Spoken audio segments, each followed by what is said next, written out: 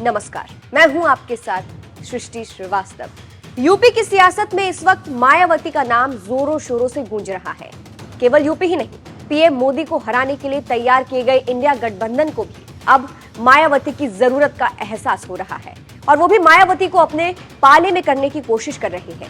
लेकिन मायावती साफ कर चुकी है कि वो अकेले ही ताल ठोकेंगी, इसीलिए सभी की नजरें सिर्फ बीएसपी पर टिकी हुई है। हालांकि मायावती पहले ही आगामी चुनाव में एकला चलो का रास्ता अपना चुकी, लेकिन एनडीए और इंडिया गठबंधन के सहयोगी दल के नेता मायावती को अपने पाले में लाने की पुरजोर कोशिश कर रहे हैं। वहीं मायावती इंडिया के सहयोगी दल सपा को आड़े हाथों ले रही है, क्योंकि उनकी इस गठबंधन में जाने की मंशा ही नहीं है। इसी बीच अखिलेश यादव से नाराज मायावती ने बीजेपी से एक बड़ी मांग कर दी है। अमूमन आपने सुना होगा कि बसपा के लिए कहा जाता है कि बीजेपी की बी टीम है। अब राजनीतिक गलियारों में चर्चा जोरों पर है कि अगर योगी सरकार ने अपनी दरियादिली मायावती पर दिखाई तो यूपी में इंडिया गठबंधन को क्लीन स्वीप करने से कोई नहीं रोक पाएगा।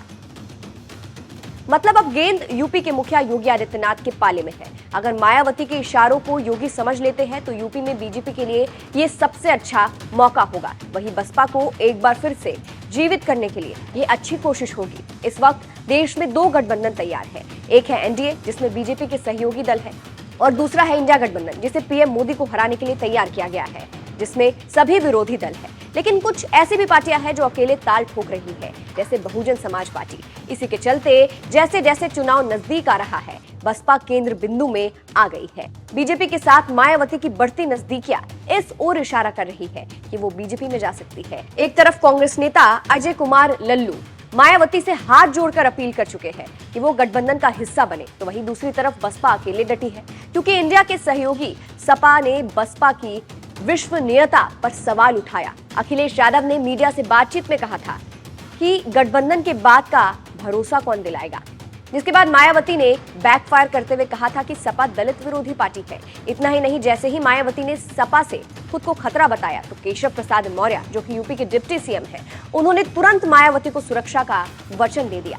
मायावती की योगी से की गई मांग के बाद यूपी की सियासत गर्म हो गई है।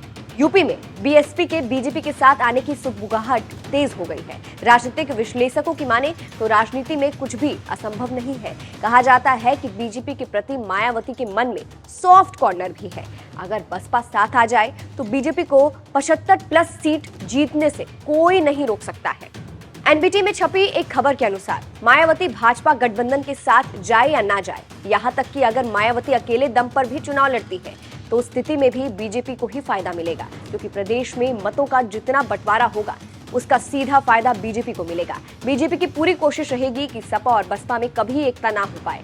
यूपी में चुनाव हमेशा जाति धर्म के आधार पर हुआ है, इस बार भी इसी आधार पर चुनाव हो सकता है। निश्चित रूप से जब जाति समीकरण बिगड़ेंगे तो धार्मिक समीकरण अच्छे बनेंगे, जिसका सीधा लाभ भाजपा को मिलेगा।